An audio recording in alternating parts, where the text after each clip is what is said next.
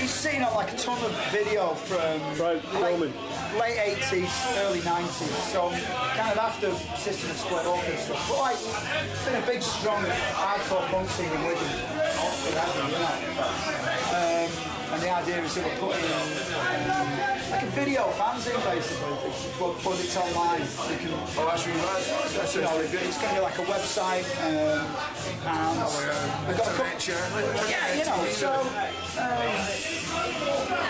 you know, obviously he decided he was going to do the System again. What brought that up? Was that going to Rebellion and seeing the... No, it was, you know, Andy's in covers band there. Yeah, I've sung a few songs with him. Yeah. It went for there. I thought, I want to do this again. Yeah. As a fact is, the political situation there, I think, is worse than it was 30 years ago. Yeah. So basically, what I'm seeing on the TV, what I'm reading, you know... It's even more relevant now than it was 25 years ago. 30 years ago. So how are you finding it? I mean, I've got 52 now. No.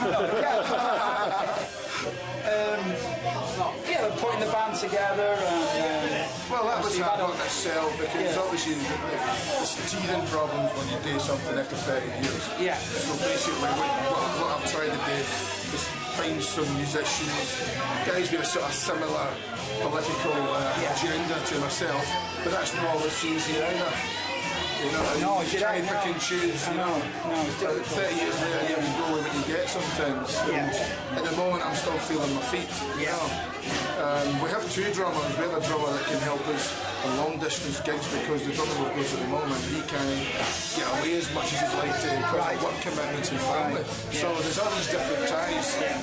So it's in a state of, no pun intended, but it's in a state of flux right now. And it's, that's right. But rather than just rehearsing, you'll come out and play. Yeah. And then just see how it goes down, and then eventually it'll just develop.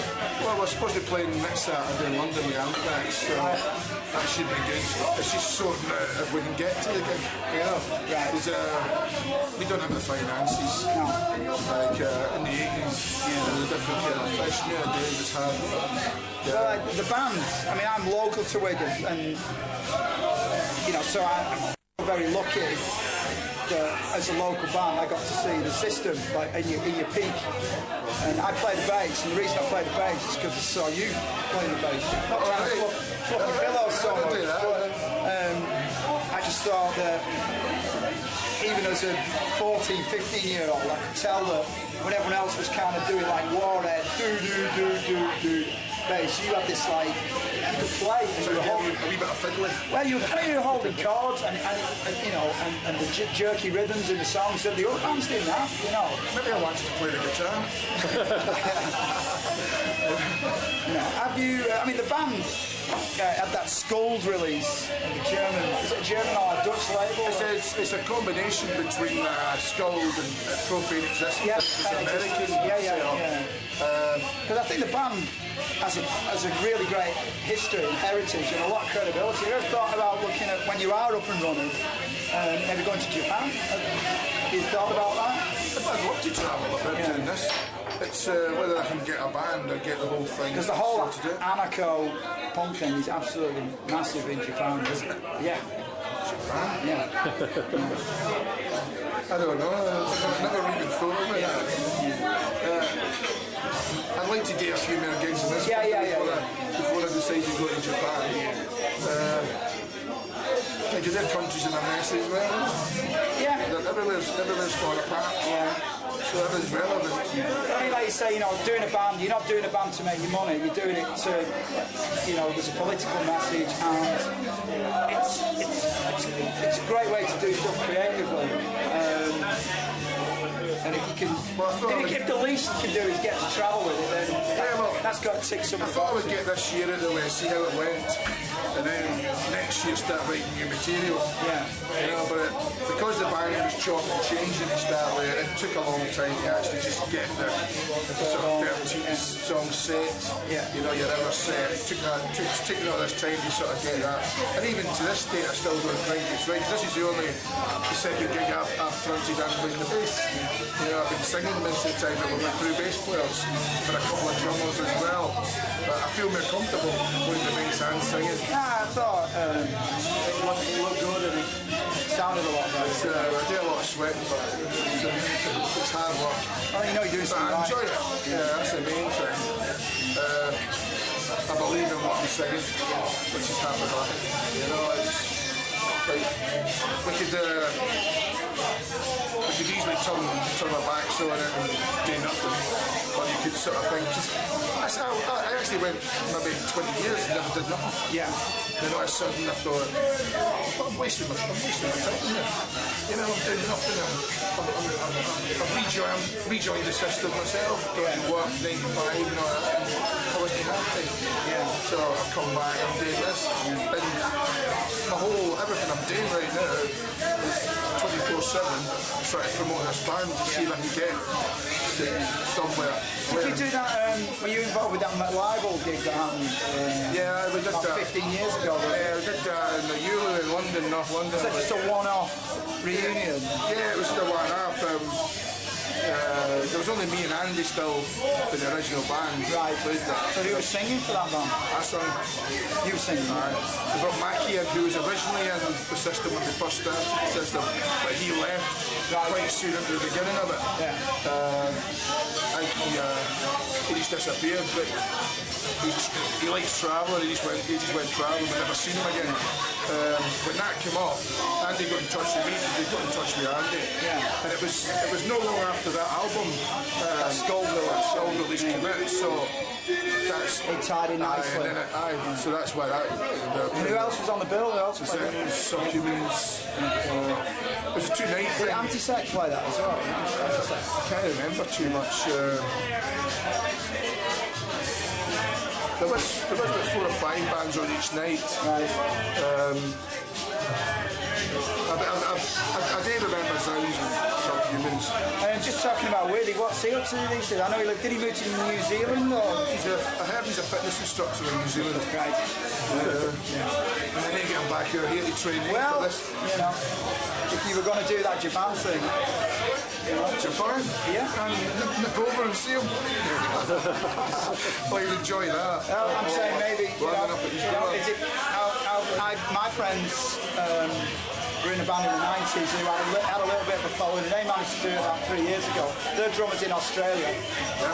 They flew over to England, did 3 rehearsals with them, and then they went to Japan for a week and a half, and made some money, had a great See, a time. lot of bands I know at the moment, a lot of them have got, they've been working all this time. Yeah. And they've got bank accounts and Yeah, they've got yeah. money. Yeah. And they're sort of got the band back on the scene and they can afford to subsidise it. I think you'd be surprised. We don't have much money. I think you'd be surprised if you can get it to a point where you are dead happy with it and you're a tight unit. I think it's only a matter of a couple of emails in the right places and that could happen for you quite easily. The further I can go, the better. I don't know how much time I've got left in What's this. the I know 52 how you weeks. feel. Yeah. Just going back, you know when I heard a rumour, and I don't know how true this is, that you got an offer to do an official Crash release as your first record. Yeah, well, And you- what it was, we were asked to do Dogs of War Island Crash, but because Flux were starting a label as well, Yeah. and we had played with Flux, we were loyal to Flux. Yeah. Kenny Rimbaud produced it, Yeah. and he did say he wished he'd put it out on Crash Records. He said it would have went Yeah. right, but we stuck with Flux because we were loyal to them because it was them that gave us the chance to make a record in the first place. So and it helped out the Spider Leg records to get it off the ground. You know, the Subhumans as well. They were on Spider Leg to start with. Yeah, they probably got their own thing blurred. No, it's So no regrets. nah, I can't have no regret. You can't have any regrets of the things like that. You can sit and say, yeah, it might have gave us a bit more notoriety, but you know, I think that whole scene had its own notoriety. The bands that were in true. it. Yeah. You know, I see Conflict are back on the road now. Yeah. And they're doing some amazing angry stuff. Yeah. You know, they play tomorrow night in Manchester, I think. I got a ticket for that, or I would have went. Sounds, I'm playing with Sounds down in Bristol in a few weeks. looking forward to that. Like Jones. Anthrax next week. Good band, new album just came out. All for the Cause, I think it's called. I've listened to it on the way up here. Cracking album. I think I can do a few things with Anthrax. I think we're similar type. We've spoken a few on the phone and whatever. I think we've got something done with Anthrax. It'd be good to maybe try and sort something out with them. I think it's similar where people have got commitments and tied up. You just don't know where you're going to be. But if everything's right, I mean, we had a big problem a couple of weeks ago about doing a gig in Carlisle. Yeah, I saw it fell that. through. It looks a bit shaky. Well, they've been advertised for months at this one venue. 4 days to go, 5 days to go. Changed the venue. It was getting a bit Anthrax pulled out. So then we felt as if, well, should we go up here and do this? Or not? And then I thought, well, if Anthrax is pulling it, we'll pull it. But we did get a lot of stick with it. Did it actually end up still going ahead, the show? No, the show was totally cancelled. But we didn't want to cancel it. It was just that the feedback we were getting from the promoters wasn't sounding too sort of strong. It was a bit iffy, you know.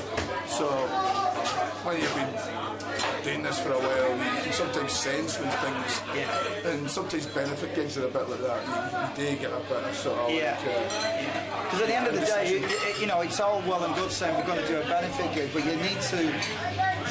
You have to be able to at least get some expenses out of it. You know, it can't be costing you. Can't be cost. You know, because nowadays to drive to Carlisle is going to cost you £80 in fuel or whatever it is. You know, so even doing stuff for free is not really for free anymore. It's not like 25 years ago. It was a tenner, wasn't it? You know?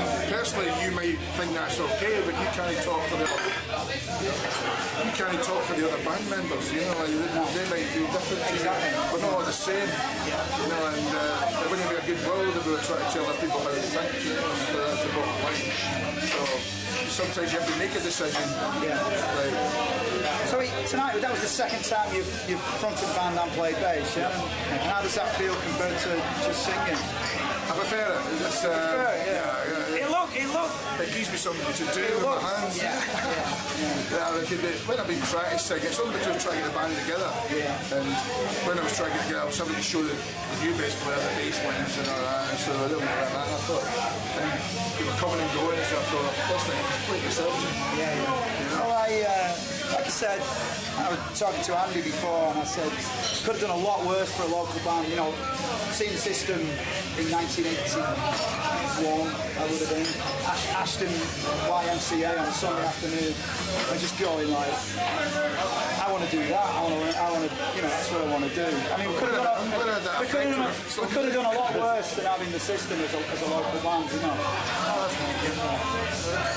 All right, well, listen, thanks for talking to us. Anytime. And see you soon.